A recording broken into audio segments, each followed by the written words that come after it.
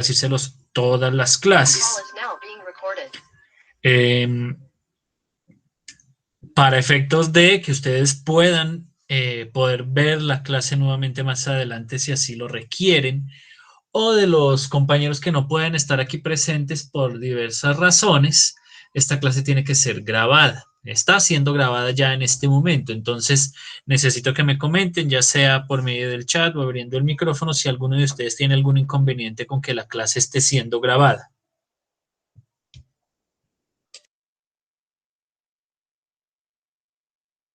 No, profe, ninguna.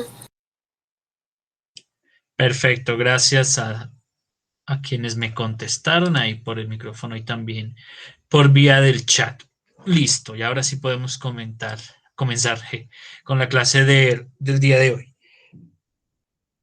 Mentiras, antes de comenzar con la clase del día de hoy, bueno, quiero hablar un poquito de la tarea. Siento, según lo que me entregaron en sus trabajos, en sus tareas, que hubo una pequeña como complicación, unos pequeños malentendidos con el desarrollo de la tarea, y pues eso obviamente yo lo tuve en cuenta no solo para calificarlos, sino para pues planear la clase del día de hoy que tiene mucho que ver en ese sentido, tiene mucho que ver en cosas que de pronto siento que no quedaron muy claras del proceso de la clase pasada, ¿listo?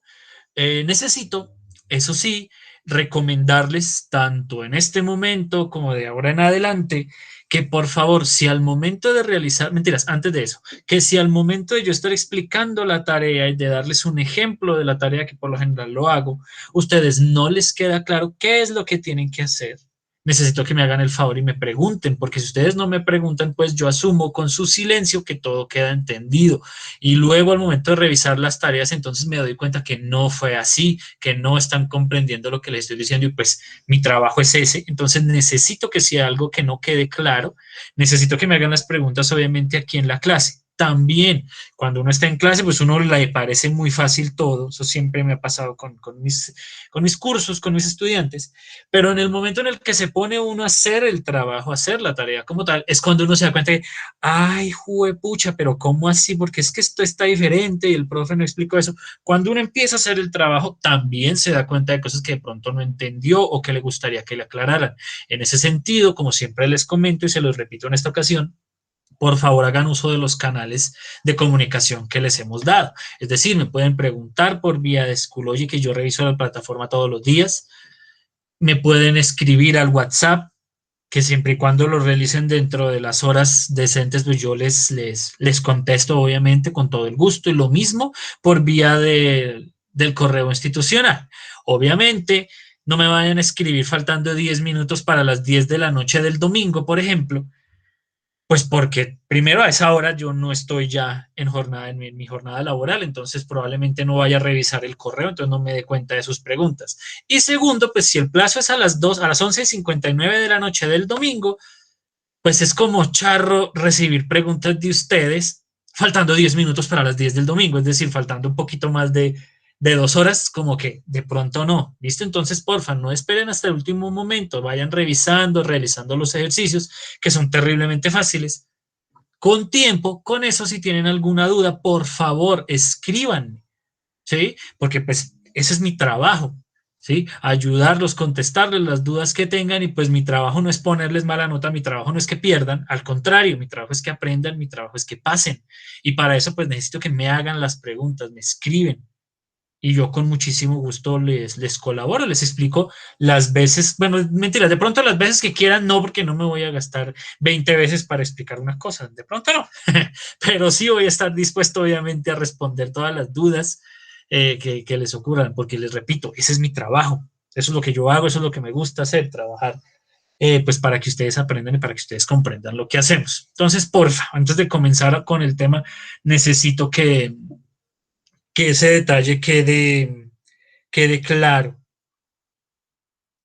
para, pues, para futuras tareas y para futuros trabajos. Sobre todo teniendo en cuenta, les voy dando ese dato de una vez.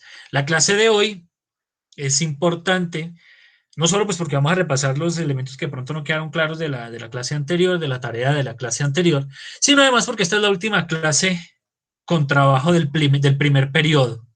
¿Sí? La tarea que les voy a dejar al final de la clase es la última de primer periodo. Entonces, obviamente, pues como es la última, es muy importante que estén ahí, perdón, muy pendientes de la tarea, de la explicación de qué es lo que hay que hacer, pues porque son solo 3 notas de primer periodo, entonces se están jugando mucho con cada una de las tareas que entregan. ¿Listo? Entonces, porfa, ya que saben que la tarea que les voy a dejar hoy es la última del primer periodo, pues para que porfa lo vayan, o sea, lo tengan presente y al momento de hacer la tarea, hombre, si tienen alguna pregunta, con todo gusto me la pueden hacer por cualquiera de esos 3 canales, Schoology, por medio del WhatsApp y por medio del correo institucional. ¿Listo? ¿Queda claro ahí el asunto? ¿Han escuchado mi recomendación? Sí, señor. Sí, señor. Sí, señor. Perfecto, muchísimas gracias por comentarme, por saber, por hacerse presentes. Eso es muy importante, escucharlos y leerlos. Muchas gracias. Bueno, ahora sí, vamos a comenzar propiamente con la clase. Vamos a comenzar. Listo. Ahí deberían estar viendo mi pantalla, ¿cierto que sí? Sí, señor. Sí, profe. Sí, señor. Vale, muchas gracias. Lo mismo. Si en algún momento de pronto dejan de ver la presentación o dejan de escucharme, me avisan, me pegan un gritito ahí por el micrófono o por el chat para yo mirar a ver qué fue lo que pasó. Ah, profe, que no le escucho, que no le veo. Lo mismo alguna pregunta, profe, venga, yo les explico lo que necesiten. ¿Listo?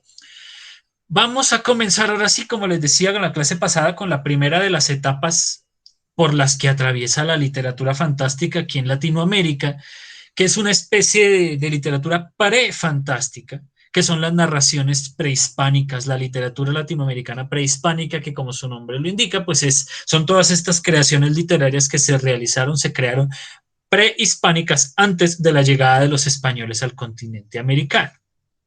Listo, básicamente eso es lo que vamos a trabajar hoy. Ya como veremos más adelante, no es propiamente dicha todavía literatura fantástica, pero pues aquí se encuentra el germen de muchas cosas que después iban a ser una parte importante de la literatura fantástica, entonces hay que comenzar como por estos detallitos que dieron origen a la literatura fantástica como tal. Vamos a ver unas cosas muy corticas, les voy a hacer una brevísima introducción, un brevísimo contexto histórico que de todos modos yo sé que ustedes ya tienen muy presente como para saber en dónde estamos situados. Luego vamos a hacer una reflexión muy importante para esta clase y pues para la reflexión de literatura fantástica en general que tiene que ver con la relación que hay entre realidad y cultura. Y luego vamos a empezar a hablar ahora sí de la literatura prehispánica como tal, del prefantástico y pues de algo que llamo entre comillas ausencias prehispánicas, sobre eso hablaremos más adelante. Luego de eso, con unas características particulares que se dieron en esta literatura prehispánica, en esta literatura prefantástica, que son detallitos muy particulares que de pronto no se volvieron a presentar en la literatura, al menos no aquí del continente. Y al final, bueno, el espacio para las preguntas y obviamente el de la tarea. Esas son las 4 cositas que vamos a ver hoy. Para comenzar, bueno, les presento aquí este mapa que me parece precioso, que es como lo ven ahí un mapa mundi del siglo XVI, es decir, de la bobadita de hace unos 500 años más o menos, hace 5 siglos, aprox, porque pues no tiene la fecha exacta, ¿no? Entonces, más, años menos, hace 500 años este era el dibujo que se hacía de todo el mundo, ¿sí? Ese es muy, a mí me parece, venga, le ponemos el puntero para que me vean. Ya, me parece una cosa muy impresionante la construcción del mundo que había en esa época, ¿no? Eh, lo diferente que era ese mundo del que tenemos nosotros hoy en día. Por ejemplo, aquí en la parte de abajo donde está esta criatura, es lo que hoy conocemos como, bueno, más o menos, es lo que conocemos como Australia, por ejemplo, pero en esta época todavía no sabían que eso existía, entonces estaba aquí muy, muy, o sea, todavía no estaba, todavía se lo pasaban por alto, ¿listo? Los nombres también son una cosa impresionante, de pronto aquí no se alcanza a entender, pero aquí en esto que ustedes yo sé que ya reconocen como Japón, esto se llamaba Zipango, en esa época le decían Zipango, y era muy, o sea, eran nombres que obviamente con eso fueron cambiando conforme el paso del tiempo, ¿sí? Pero pues se muestra mucho el asunto eurocentrista de la época, ¿no? El mapa de Europa a comparación del resto del mundo, pues sí estaba como con mucho detalle todavía, ya, es decir, ya tenían bastante claro más o menos cómo era el asunto con Europa. A diferencia, por ejemplo, de Norteamérica, miren lo gracioso que se ve aquí esto, lo diferente que es. Y aquí se alcanza a ver Terra Florida, de donde viene originalmente el nombre de la Florida, de esta parte de aquí de los Estados Unidos, que al comienzo era de España. A propósito, les voy contando ese detalle. ¿Sí? Y lo más gracioso, América del Sur, miren esto está peor que es que si yo lo hubiera dibujado, es que yo dibujo bien feo. Es muy gracioso, es una visión muy bonita de esa época, pues de cómo se van construyendo los conocimientos respecto del mundo que hay a nuestro alrededor. Es muy bonito, a mí personalmente me parece siempre ver mapas viejos me parece muy bonito por eso, por ver cómo se ha ido construyendo la noción del mundo a nuestro alrededor. Parece muy, muy chévere. Pero en fin, a lo que digo es que en esta época, bueno, como ven aquí, ya había sido descubierta América, descubierta entre comillas, pero en fin, dejémoslo de ese tamaño, ya había sido descubierta América. Y la idea que quiero que nos situemos a nivel histórico es antes de ese descubrimiento. Como les decía ahorita en el comienzo de la clase, vamos a hablar de literatura prehispánica, es decir, de todas las narraciones que se hicieron aquí en esta parte, particularmente en Latinoamérica. Sí, porque esta literatura de los nativos norteamericanos es muy interesante, pero pues no es lo que vamos a trabajar en la clase, sino de esta parte particularmente de Latinoamérica. Estaba repleta de historias, estaba repleta de narraciones que una vez llegaron los españoles y otros colonizadores europeos, empezaron a escucharlas, empezaron a descubrirlas y a traducirlas, pues se dieron cuenta que era una riqueza muy, muy importante, ¿sí? Sobre esas historias que se encontraron en este sitio, es que vamos a estar trabajando en esta primera clase, ¿sí?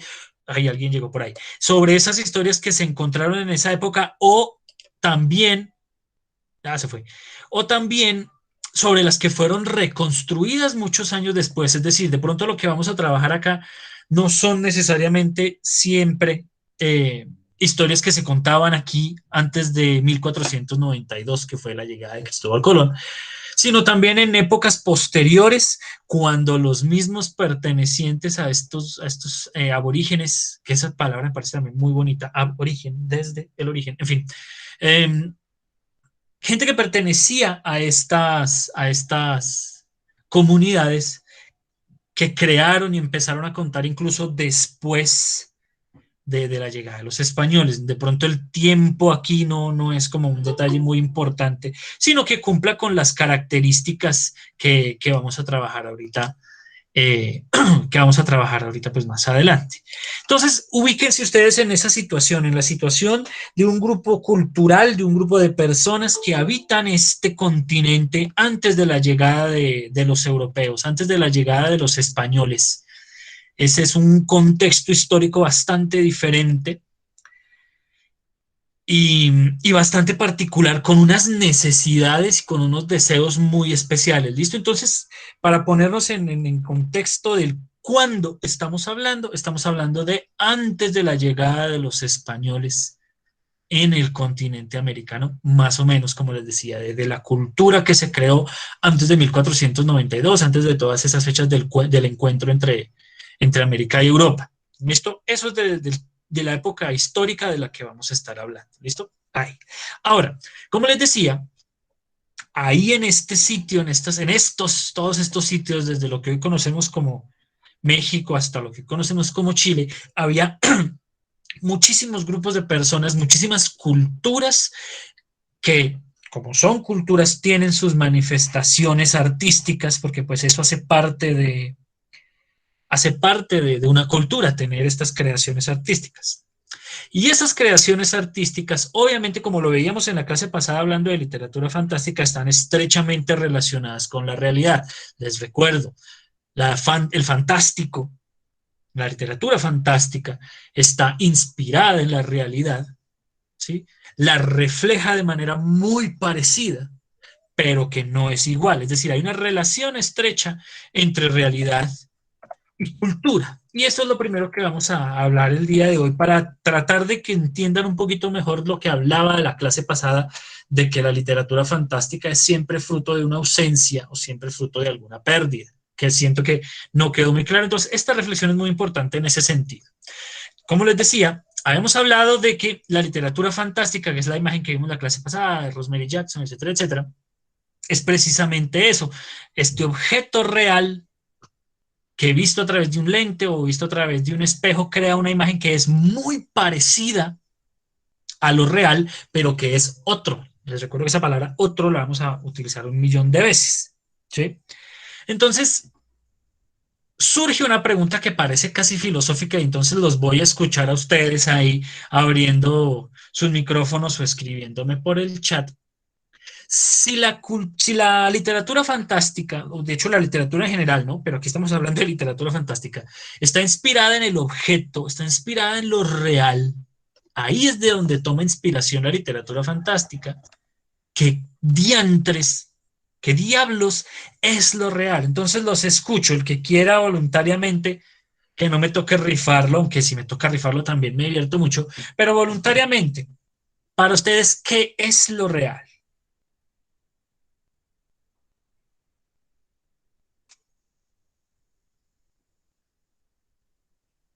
Lo que vemos y vivimos todos los días.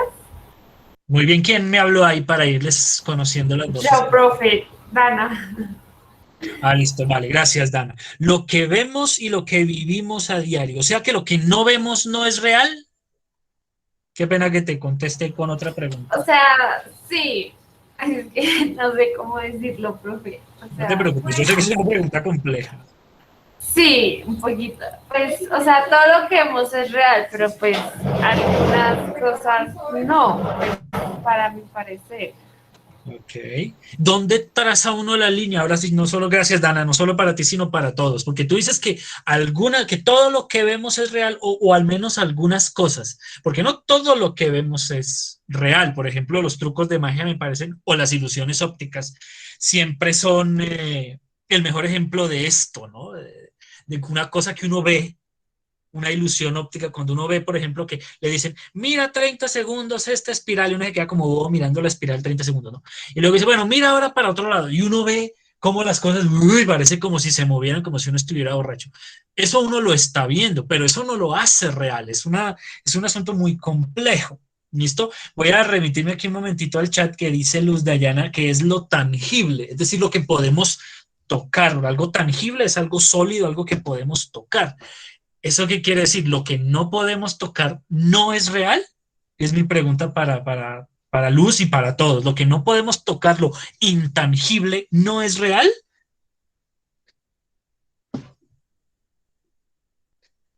Cosas como, por ejemplo, los sentimientos, el amor, la amistad, o las emociones como el miedo, el odio. Eso no es real porque eso no lo podemos tocar, eso no lo podemos sentir. ¿Eso quiere decir que eso no es real? O sea, sí es real, pero pues uno lo siente más, no lo toca, profe. Eso pienso yo. Ok, perfecto, muy bien. O sea que no tiene necesariamente que ser tangible. Dice Estefan, una pregunta buenísima. Entonces, todo es real, ¿no? Si es por todo es real. ¿Sí? ¿Todo es real? Precisamente lo que estamos hablando acá, la literatura fantástica, estas criaturas así súper espléndidas y todo, ¿son reales? Porque si estamos diciendo que todo es real. El señor Agudelo me pareció, Rodríguez Agudelo levantó la mano, lo escuchamos. Sí, profe, es que yo opino que, digamos, la realidad es como una construcción social, porque las personas, digamos, hay que cuenta que una persona quiere construir un edificio, entonces lo hace en realidad. Entonces digo que eso es como depende de uno, ¿no? O de la sociedad. Esa es una gran idea, muy, muy bien, porque hagamos una pregunta, no me voy a meter mucho en este tema, pues porque no tiene mucho que ver con literatura ni con la clase, pero ilustra mucho la discusión. Estamos hablando, lo que han dicho muchos ahí en el chat, son cosas que se perciben ¿sí? Dice David Hincapié que todo es real a excepción, ojo, hay excepción, a excepción de lo que uno se imagina. En fin, entra una pregunta que ha sido durísima toda la vida, toda la existencia. ¿Es Dios real en ese sentido si nos basáramos en eso? Es una reflexión muy compleja, les digo, no me voy a meter ahí porque eso no tiene nada que ver con la clase. Pero ¿a qué voy? A que la decisión de lo que es real y lo que no es real no es sólida, ¿sí? No es que hace 20 años una persona dijo, no, tal cosa es real y ya se convirtió en real para toda la vida. No, la definición de lo real es muy variable, Profe, está cambiando todo el tiempo. Dime. no porque lo que nosotros creemos lo hacemos real, profe. Como Dios, si nosotros creemos en Dios, entonces nosotros hacemos que Dios sea real. Exacto, a eso es a lo que voy. Tiene que ver precisamente con esa palabrita que es nosotros. Esto real, esto que llamamos real, este objeto, es, es algo determinado por el contexto y por la cultura de ese contexto, por el nosotros de ese contexto. No es que una sola persona diga, ya, yo digo que esto es real y listo. No, hay una participación múltiple de, en la construcción de lo que es real. Sí, como dice David, que es según lo que cada uno crea, de pronto no lo que cada uno crea, sino lo que un grupo de personas, una cultura en general, está convencida o decide que es real. ¿Sí? Me voy a volver un poquito a la primera imagen. ¿Sí? Mentiras, esta no me sirve, olvídalo. Pero antes de que se crearan mapamundis como ese, la cultura estaba convencida de que la Tierra era plana, por ejemplo. Culturalmente, incluso científicamente en esa época, la convicción cultural de la realidad del planeta Tierra es que era plano, que era una superficie plana. ¿Sí? Eso era real en esa época y de hecho a los que primero empezaron a decir que la Tierra era redonda o esférica o como sea, los empezaron a tratar de locos, etcétera, etcétera, cosas por el estilo, ¿sí ven? Entonces, eso para ellos era real porque el contexto de la época había determinado que eso era lo real, ¿sí? Entonces, ahí tenemos lo que les decía ahorita. Si la literatura fantástica, esta imagen de acá que se parece a lo real, depende de la realidad, pues eso quiere decir a su vez que la literatura fantástica está relacionada con la cultura también, ¿sí? Ojo con esa relación que es muy importante. La cultura decide qué es lo real. Y como la literatura fantástica está estrechamente relacionada con la realidad, pues obviamente a su vez está relacionada con la cultura, porque pues la cultura es la que dice qué es lo real. Entonces, para que la literatura fantástica pueda crear algo parecido a lo real, tiene que estar en consonancia con la cultura. ¿Cómo se relaciona en ese sentido la literatura fantástica con la cultura? Los escucho. Y los leo también por el chat. Prefiero que me hablen por el micrófono, pero bueno. ¿Qué hace la literatura fantástica frente a la cultura?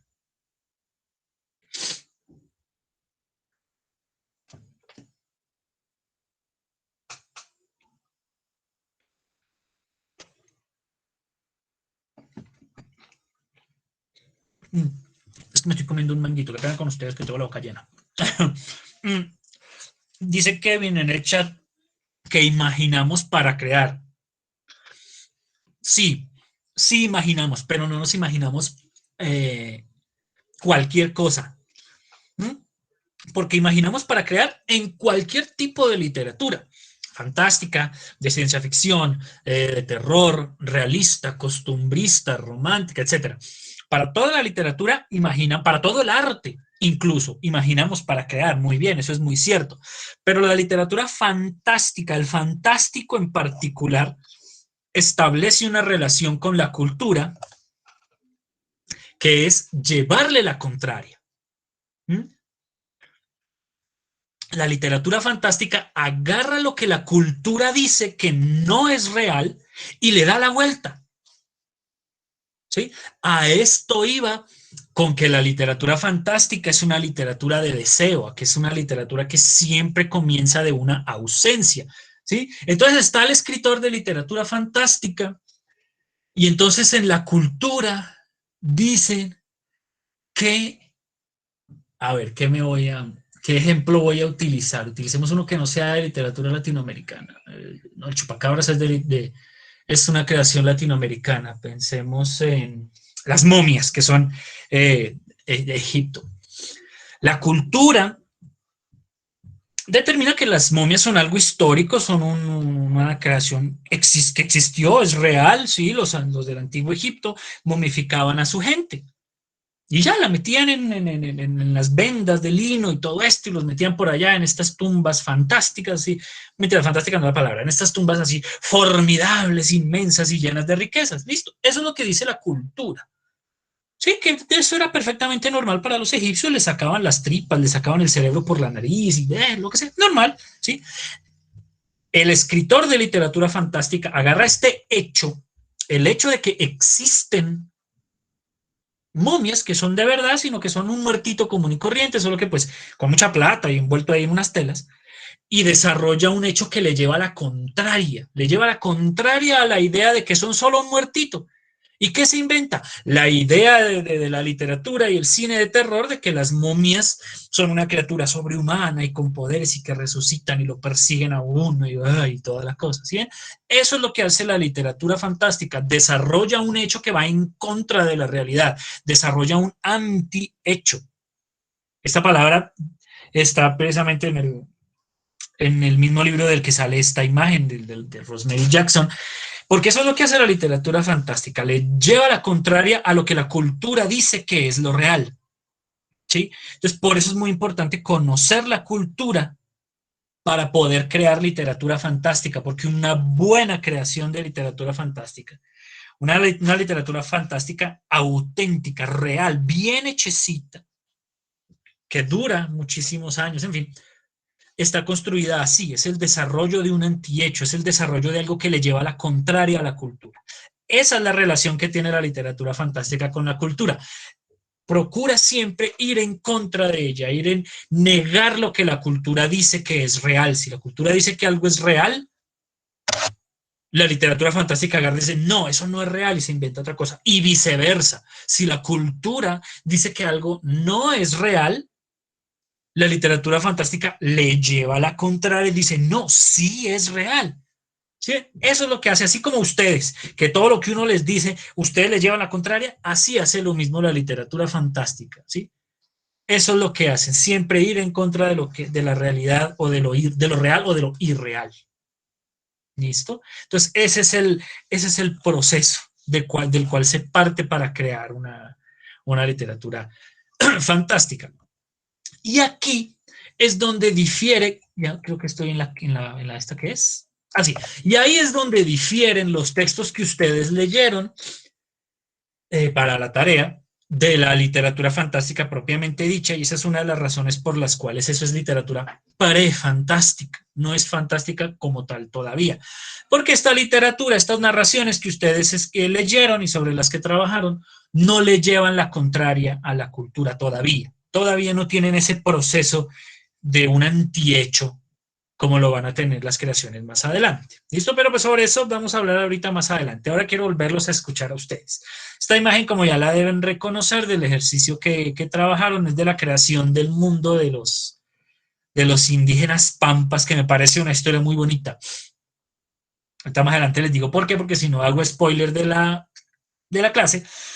Pero me parece muy bonita con esta imagen de la huella del ñandú en el cielo y las boleadoras de Chachao.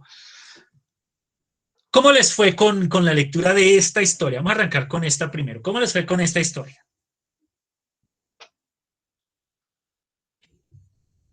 ¿Qué les pareció? Estamos hablando, todavía no nos vamos a meter en el análisis, estamos hablando de cómo les pareció, ya la habían escuchado o algo. Me parece que debe haber uno o dos por ahí que ya la han escuchado. Pues me pareció muy interesante porque pues yo nunca la había escuchado y pues es que se me olvidan las palabras, profe. O sea, me pareció muy chévere pues por lo de lo que trataba, ¿no? de que lo, de que él bajaba y creaba las figuras de barro y todo eso, y en la forma en que los definía a todos, ¿no? Vale, Dana, ¿cierto? Sí, profe. Vale, muy bien, muchas gracias. ¿Alguien más? ¿Alguna opinión? Le repito, antes de entrar a analizar el texto. Profe, pues el autor cogió algo real y lo puso en lo fantástico para que los lectores y para que las demás personas le pusieran interés.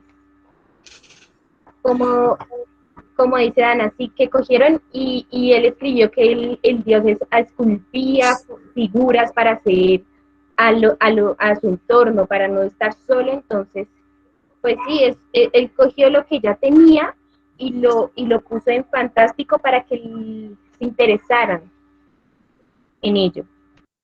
Vale, muy bien, ya te vas metiendo un poquito en el análisis, no hay ningún problema, entonces vamos ahora sí al grano. Ahora sí, la pregunta de la tarea que tuvieron, como les dije, un poquito de inconveniente en ese sentido, sobre eso vamos a reflexionar en este momento, pero que de todos modos otros varios de ustedes también sí les fue muy bien con ese ejercicio. Les decía, toda la literatura fantástica parte del hecho de que al creador, al escritor, ojo, al escritor, no al personaje, porque esta confusión la tuvieron varios. No son los personajes los que tienen una ausencia, no son los personajes los que perdieron algo, es el autor. Listo, empecemos con esa primera aclaración. Toda la literatura fantástica nace de algo que le falta al autor, de algo que el autor no tiene, ya sea porque nunca lo ha tenido o porque lo perdió. ¿Sí? Toda la literatura fantástica nace ahí, incluyendo este prefantástico, esta literatura prehispánica. ¿Sí? Toda, siempre es porque algo le hace falta y entonces él expresa esa ausencia, él o ella, expresan esa ausencia a través de la creación de un universo fantástico. ¿Sí? Esa ausencia siempre existe, siempre, esa es la que da pie a la creación de la literatura fantástica. Eso es lo que la diferencia de otros géneros literarios. ¿Sí? Cuando uno lee costumbrismo, por ejemplo, ahí no hay ninguna ausencia, no hay ninguna, o sea, no surge siempre de la necesidad de algo o de la falta de algo. No, eso es lo que diferencia la literatura fantástica, que el que la escribe porque hay algo que no tiene, algo que le falta, algo que perdió. ¿Listo? Entonces la tarea iba, y ahora los escucho otra vez, ahora sí entrando en el análisis, los escucho a ustedes. ¿Qué le faltaba al creador de esta historia de la creación del mundo? ¿Qué les hacía falta? Los escucho.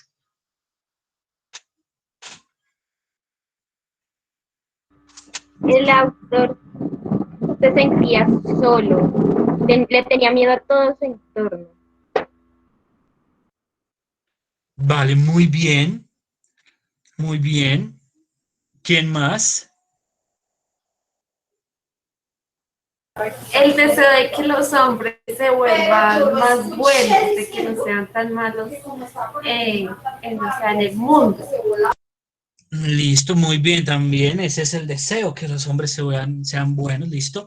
De eso me di cuenta cuando leí las respuestas de sus trabajos. Cuando, digamos, a los que les fue mejor en entender este concepto de la ausencia, por lo general se fueron a unas reflexiones durísimas, a unas reflexiones súper trascendentes y hablando de la calidad del ser humano y de la bondad del espíritu. Una cosa durísima, muy, muy interesante, buenísimo, claro que sí, eso está muy bien.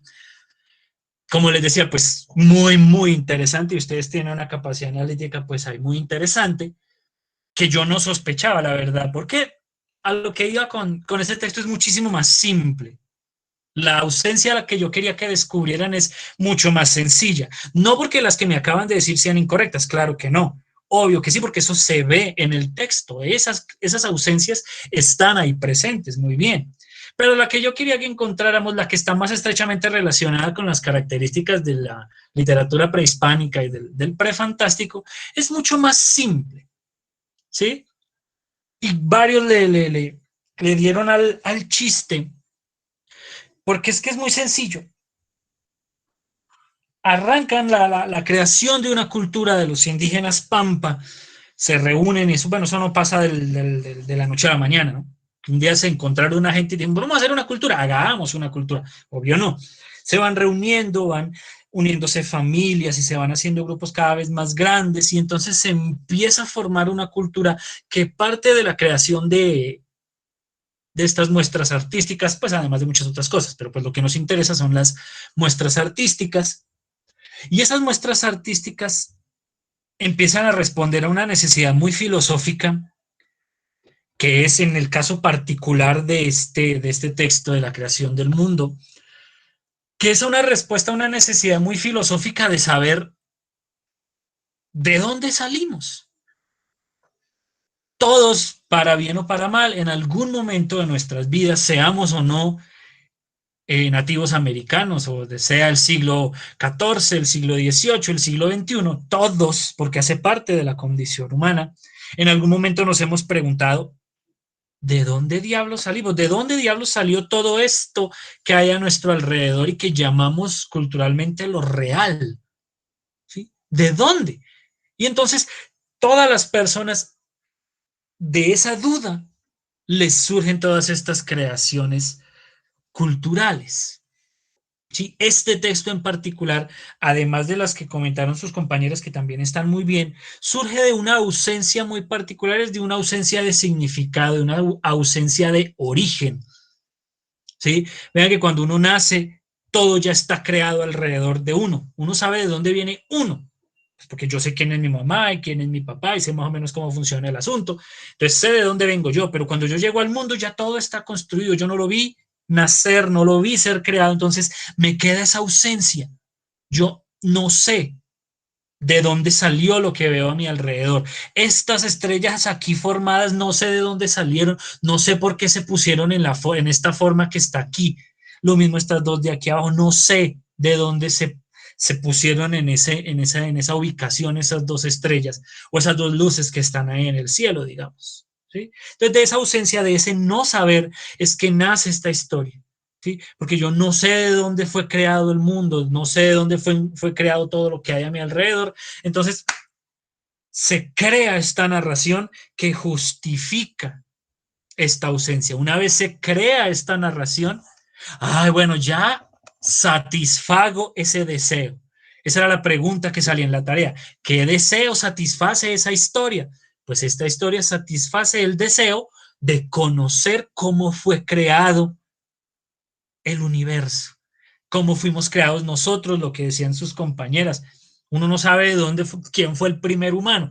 Yo sé que salí de mis papás y que mis papás salieron de mis abuelos y así sucesivamente, pero más allá al comienzo de nuestros ancestros no sabemos de dónde saldría el primero. Entonces, esta historia satisface ese deseo, satisface el deseo de saber de dónde salimos las personas. ¿Sí? Y vean que además de ese que digamos como que era el obvio, o el que yo quería que de pronto encontraran, miren que hay otros elementos en la historia que también satisfacen otras ausencias. ¿Sí? Por ejemplo, desde elementos muy pendejos como las tormentas. Aquí explica en esta narración el origen o de dónde, por qué se provocan las tormentas. ¿Sí? Explican que tiene que ver pues con la pelea entre Chachao y Gualichú, entonces que Gualichú decide atormentarnos a nosotros porque nos tiene miedo, en fin. ¿Sí? Uno se le queda a alguna persona le quedó la duda de miércoles, ¿por qué tronará? ¿Por qué hará ese ruido tan horrible la tormenta?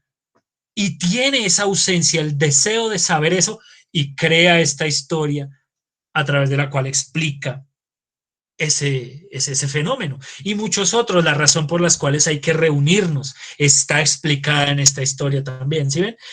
Las historias del fantástico por lo general responden a varias necesidades o a varias ausencias. ¿Sí? Esta, por ejemplo, tenía muchísimas. La siguiente era muy simple. A mí personalmente me pareció que era muy obvia y muy sencilla. Sin embargo, lo mismo, como les decía hace un momento, ustedes tienen una capacidad analítica pues muy interesante y se fueron a unos niveles súper altísimos, que fueron muy interesantes, entonces los quiero escuchar. Ya sabemos que esta primera historia de la creación del mundo de los indígenas Pampa, pues satisface el deseo de saber de dónde venimos, de dónde viene el universo, de dónde vienen las estrellas del cielo, todo esto. ¿Qué ausencia o qué deseo satisface la historia de Uru o la araña? Los escucho. Pues para mí fue de que la ausencia es de que las personas sean más humildes con los pobres, que los ayuden más, que no sean tan egocéntricos. Esa, por ejemplo, fue una buena idea que leí por ahí. Claro, la persona que crea esta historia, ¿qué es lo que ve en su realidad?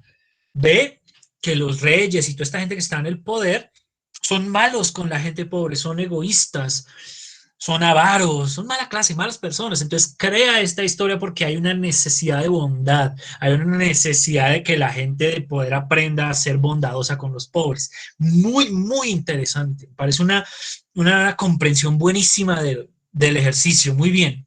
¿Quién más? La mayoría de ustedes dieron con esa explicación. ¿Alguien tiene alguna explicación diferente de qué ausencia o qué deseo tenía el creador de esta historia? Profe, también es perder nuestro ser como humanos, nuestra forma de ser, como somos con los demás.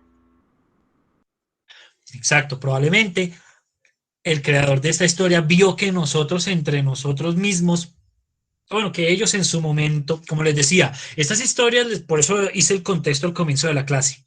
Esto no fue escrito ahorita, mejor dicho, hace 10 años, ni hace 100 años, no, esto fue escrito hace 700 años. Pues escrito es un decir, como veremos más adelante, pero fue creadas estas historias hace 700 años, incluso más, muchísimos más años, ¿sí? Entonces, decíamos, los creadores de estas historias o de esta historia en particular de la que estamos hablando, vieron que la gente no se ayudaba entre sí, que no se querían, no sé qué más, entonces creó esta historia para satisfacer ese deseo. Muy bien, una gran idea. No está, venga, yo miro los participantes rápidamente a ver quién está. No está la persona que le pegó al perro. No, no está. Alguien escribió en el chat, esperen tantico.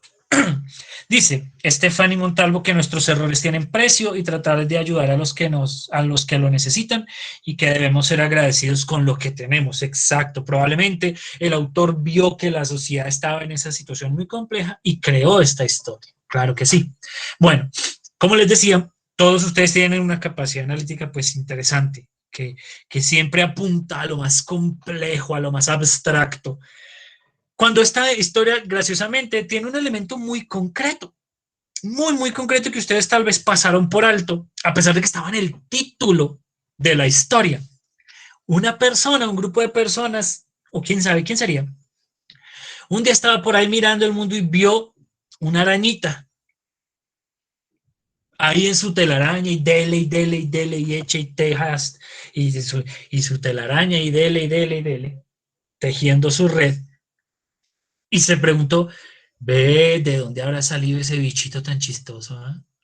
Y se quedó con esa duda y de esa ausencia, de, esa, de ese deseo de saber de dónde nacieron las arañas, sale esta historia.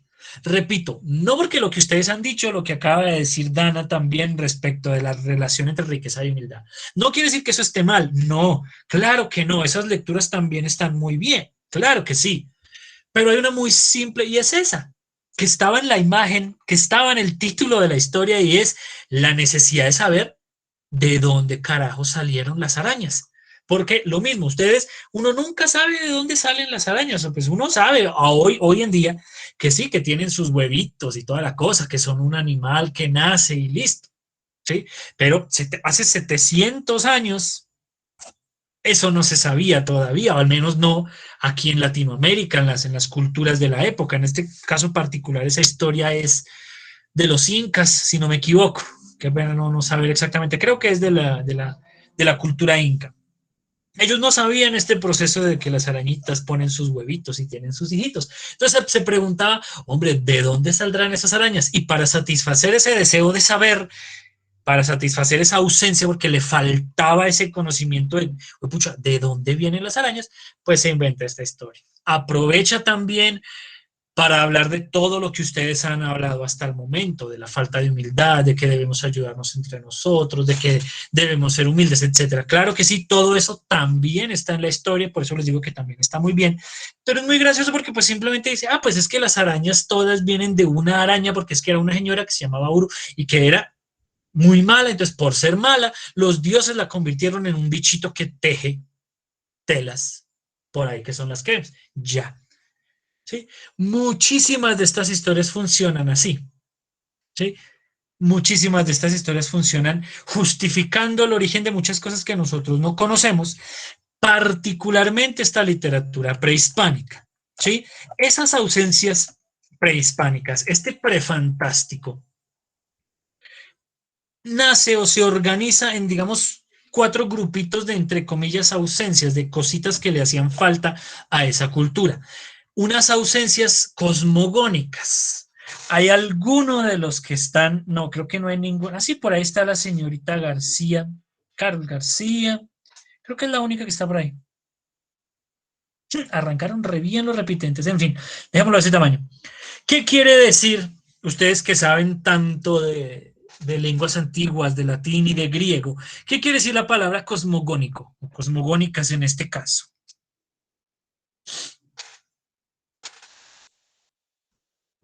O entonces de pronto no todo cosmogónica, sino esta parte de aquí, cosmo. ¿A qué les suena la palabra cosmo? No me van a Sobre el decir a los espacio. padrinos mágicos porque les casco.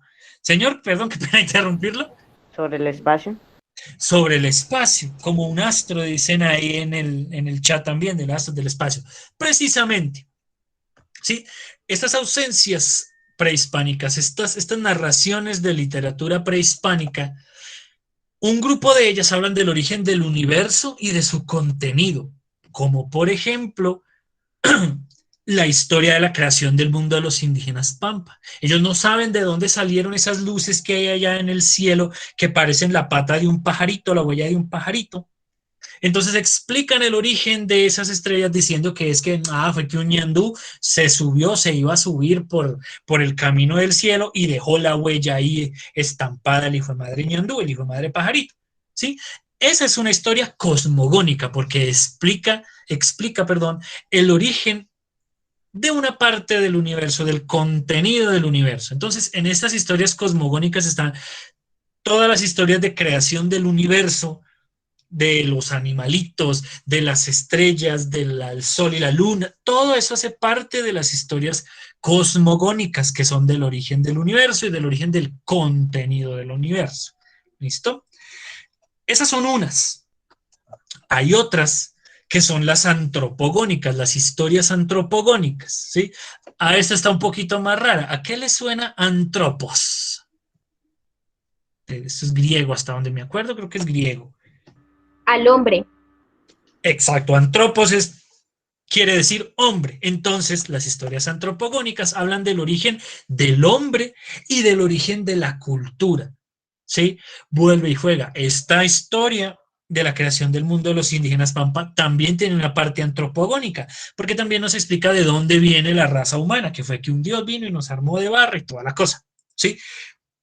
Además, el origen de las costumbres, de las tradiciones, también se explica con estas historias antropogónicas, ¿sí? Alguien un día se preguntó, venga, ¿por qué toca siempre reunirnos, hombre, a hacer ahí estas tradiciones y la misa y todo? No, ¿por qué? Bueno, entonces crearon, la historia de Gualichú, entonces que Gualichú no se mete cuando estamos reunidos, entonces nos reunimos para evitar que Gualichú se acerque a nosotros porque es un espíritu malo, es un dios malo, ¿sí?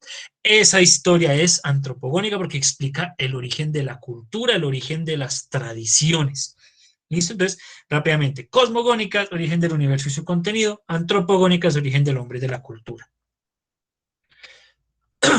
Esta está un poquito más fácil. ¿Qué querrá decir teos?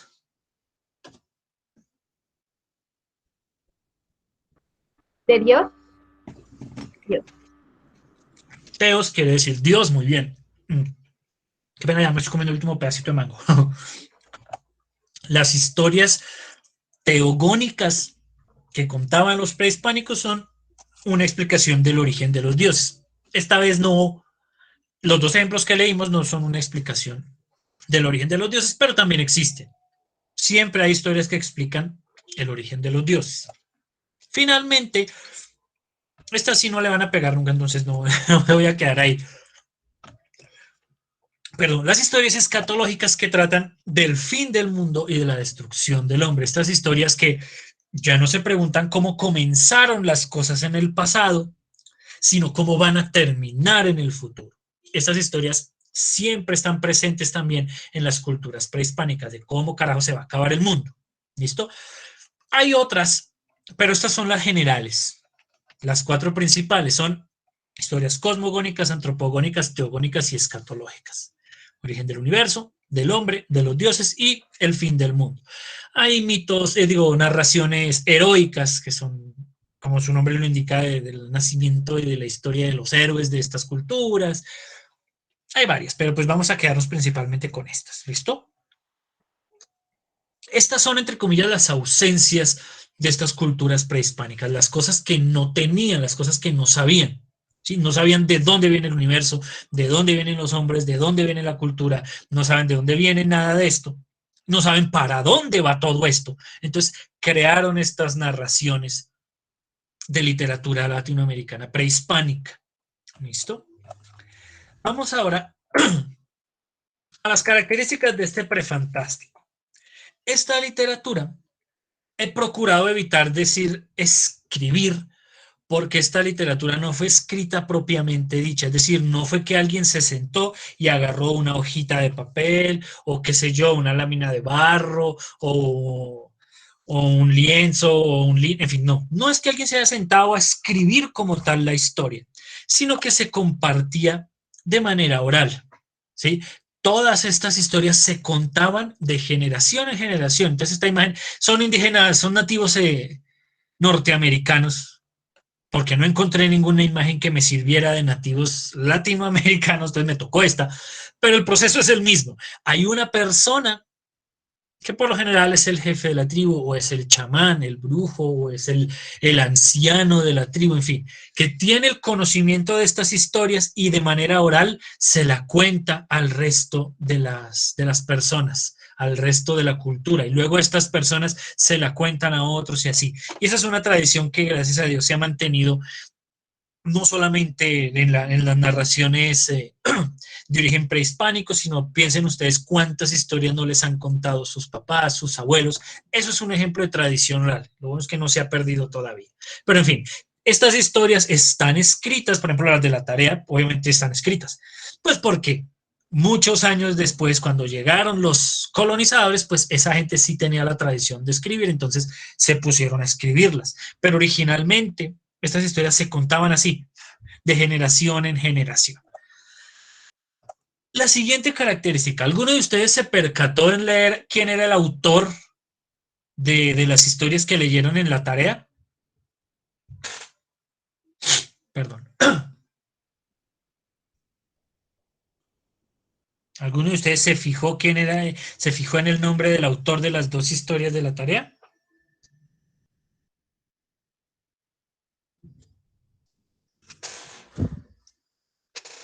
Tomar ese silencio como un no. Así se hubieran fijado, una de las características del prefantástico de esta literatura prehispánica tiene que ver con que son de autor anónimo. No se sabe quién la creó. No se sabe quién fue el primero que la contó. ¿Sí? No es que alguien al final firmara escrita por Carlos Fiquiti. No. Simplemente la contaba de generación en generación. Y cuando alguien empezaba a contársela a los miembros de la tribu o del pueblo, en fin, siempre arrancaba la historia con mis abuelos o mis ancestros me contaron esta historieta y así empezaba a contar. Y siempre era así, siempre es mis ancestros me contaron y son unas historias que pasaron de generación en generación durante muchísimo tiempo. Entonces no se sabe quién la creó originalmente. Entonces, en la inmensa mayoría de estas historias no se sabe quién las inventó, ¿sí? Hay algunas excepciones, pero pues esas son ya muestras posteriores, es decir, de muchos años después. Las originales historias prehispánicas tienen autor anónimo. ¿Listo? Por otro lado, es ya la última característica. Estas narraciones prehispánicas son todas de corte naturalista. Es decir, sus personajes son la naturaleza, habitan en la naturaleza. Todas estas narraciones están estrechamente relacionadas con la naturaleza, ¿sí? Vean ustedes los ejemplos que leyeron para la tarea, ¿sí? La araña es una criatura de la naturaleza y explican de dónde surgió esta criatura de la naturaleza. Las estrellas hacen parte de la naturaleza, se explica de dónde viene la naturaleza. Las tormentas hacen parte, son un fenómeno natural, un fenómeno de la naturaleza, y las explican también, ¿sí? Todas estas narraciones están estrechamente relacionadas con la naturaleza. Bueno, porque hablando ya de un tema un poquito más religioso, estas religiones prehispánicas encontraban a los dioses siempre en la naturaleza. Todas las manifestaciones de la naturaleza eran un dios o eran una criatura superior. Entonces estaba el dios de la lluvia, el de los árboles, el de los ríos, el de los animales, el de las estrellas, el del día, el de la noche. Siempre todas estas manifestaciones de la naturaleza en estas religiones prehispánicas estaban relacionadas con la naturaleza, y la literatura obviamente no es la excepción. Como hace parte de la cultura, pues en la literatura también se ve este elemento naturalista. Aquí el barro, como dicen en el chat, claro que sí, todo eso, siempre, siempre, siempre en estas historias participa la naturaleza, que es un elemento que va a cambiar, ya lo veremos a partir de la próxima clase. ¿Listo? Pues aquí hay un ejercicio, pero ya estoy viendo que la clase va larga, entonces se salvaron, no les va a tocar hablar tanto. Entonces ahora vamos a pasar ya al cierre, que tiene que ver con esto que fue lo que vimos en la primera clase, y es este prefantástico, les decía yo en su momento, tiene la característica particular de que es mitológico y trascendente, ¿sí?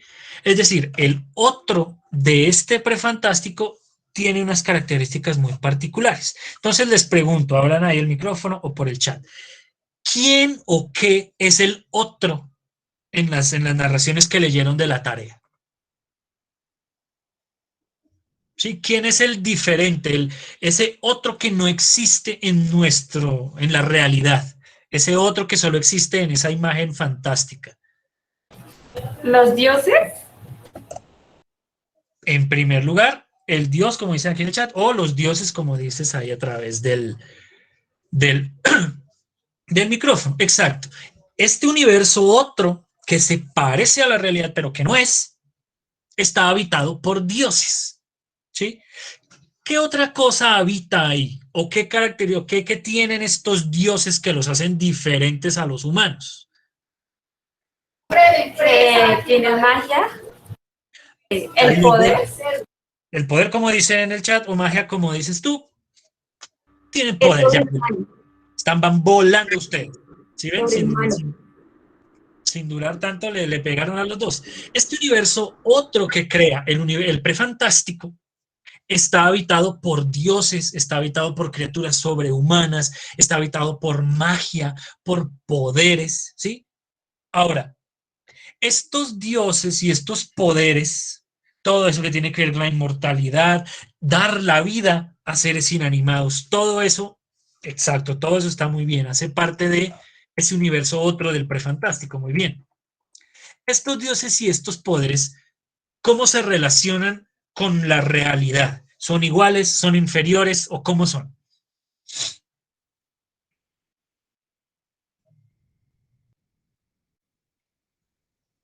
Si yo tuviera que preguntarles, ¿cuál de los dos es más alto? ¿Es lo real o lo otro? ¿La realidad o La realidad. la otredad? ¿La realidad es más alta que la otredad en este caso de estas historias? Sí, señor. No. ¿Estos dioses son iguales a los hombres de la realidad? ¿Estos poderes son iguales a los poderes que existen en la realidad? No, profe, porque pues en realidad, o sea, nosotros no tenemos poderes para decir, crear con nuestras propias manos a un ser. Exacto, justo lo que estaban diciendo en el chat, la inmortalidad, el poder de dar la vida a seres inanimados, eso no existe hasta donde sabemos Hablando de manera objetiva, sin ponernos religiosos, ni mucho menos. Hablando de manera objetiva, hasta donde sabemos, las personas no tenemos el poder de darle vida a objetos inanimados, ni tenemos el poder de la inmortalidad. Es decir, estos dioses y estos poderes, este universo otro, es un universo superior a la realidad. La otredad es superior a la realidad en esta literatura prefantástica. ¿Sí? Todos estos poderes, por eso son poderes sobrehumanos y criaturas sobrehumanas o sobrenaturales. Su mismo nombre lo indica, son sobrenaturales, son más arriba, superiores a la naturaleza, sobrehumanos, son superiores a los de los humanos. ¿Sí? Eso es precisamente lo que identifica, después de dar todas estas vueltas, eso es lo que identifica la literatura del prefantástico como mitológico o trascendente, porque esta otredad, estos dioses y estos poderes son superiores a la realidad, ¿sí? Ojo con esto, para que les quede claro, porque sobre esto vamos a volver en las clases que vienen, perdón. ¡Epa! En este prefantástico, en la literatura prefantástica, ¿sí? La otredad es superior a la realidad. ¿Listo? Eso es como lo clave. Por eso es mitológica, por eso es trascendente. Porque tiene criaturas mitológicas con poderes, porque tiene dioses y héroes y cosas así. Y es trascendente, pues porque va arriba de nosotros. ¿Sí? Porque está hablando de situaciones superiores, más grandes, de un nivel más alto que el de la realidad. Sí, porque vean que está hablando de la creación del universo, de la creación de los dioses. Todas estas son cosas trascendentes, que son mucho más altas que la realidad. ¿Sí? Entonces, vuelvo, lo he dicho como dijo 1000 veces, lo vuelvo a decir. El prefantástico, en el prefantástico, la otredad o ese universo otro es superior a la realidad, es superior al universo real. ¿Listo? Claro, este asunto, este asunto es muy importante. Claro, este asunto hasta ahí.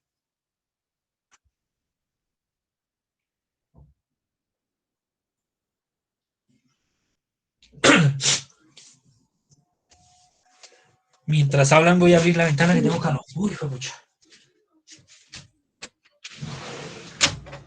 Ay, bendito sea mi Dios. Empezó a hacer solecito. Listo, nadie me pregunta a nadie. En el chat todos dicen que quedó claro. Entonces, una última vez. En el prefantástico, el universo otro es superior al universo real. Listo, ya no lo vuelvo a repetir. Nos devolvemos un poquito.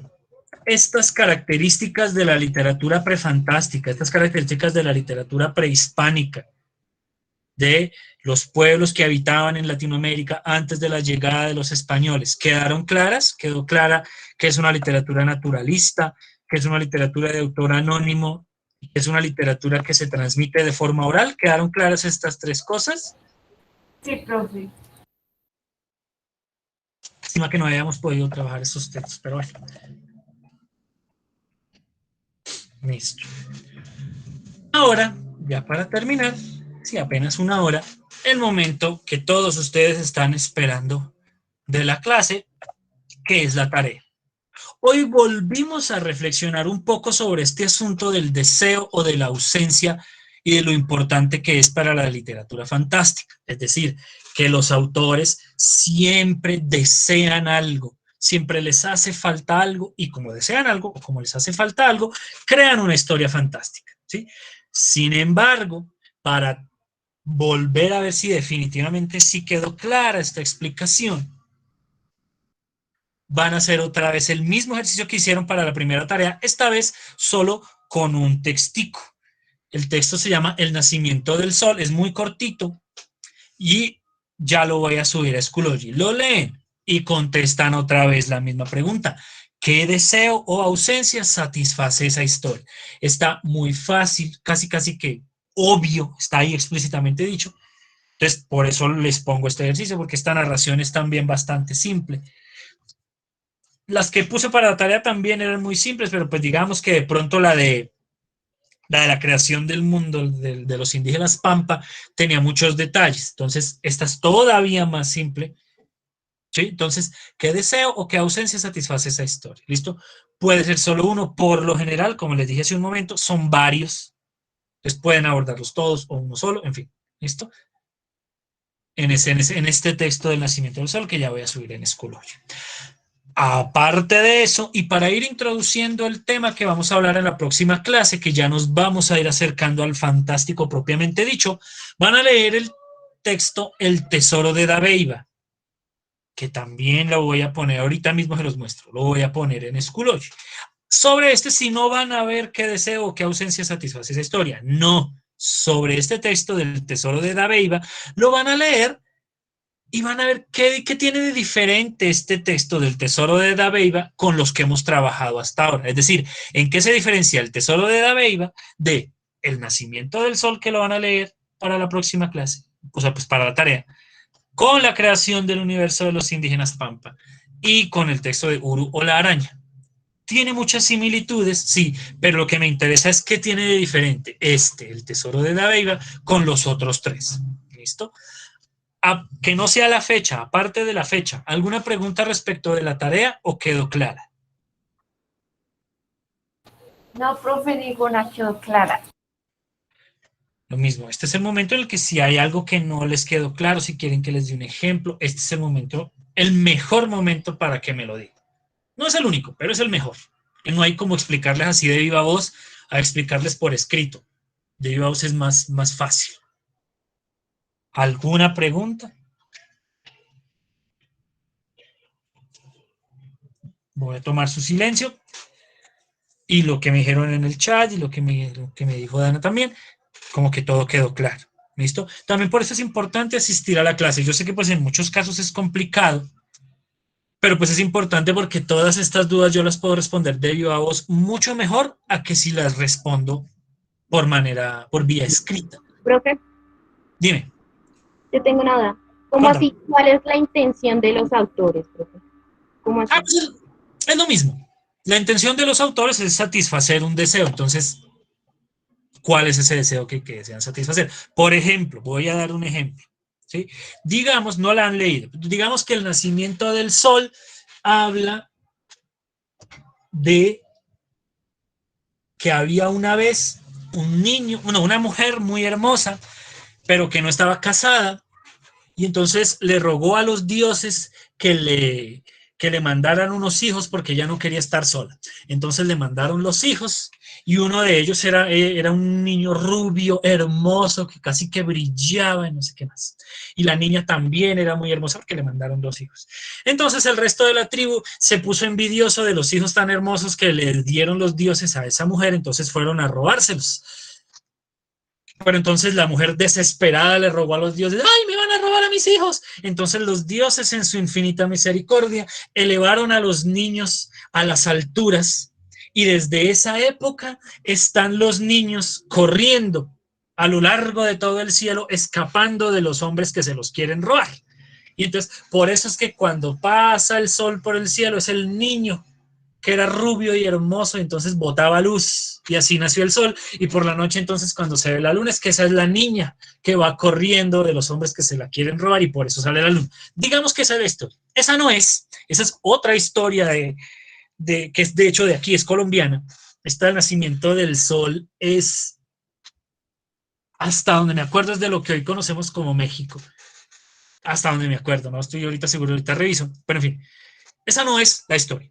Pero digamos que es esa. ¿Qué deseo? O sea, ¿qué es lo que quieren los autores? Muy simple, explicar por qué se mueve el sol en el cielo, por qué no simplemente sale y se está ahí en un solo lado y luego se apaga, o por qué no se prende y se apaga como si fuera un bombillo, por ejemplo. Esa es la intención de los autores, explicar por qué el sol se mueve por el cielo, ya. Esa es la intención de los autores, que pues es exactamente lo mismo que el deseo o la ausencia que tiene esa historia. A los autores les faltó o les faltaba una explicación de por qué el sol se movía por el cielo. Y de ahí nació la historia. ¿Sí? Es la misma respuesta. Son dos maneras de ver la misma pregunta.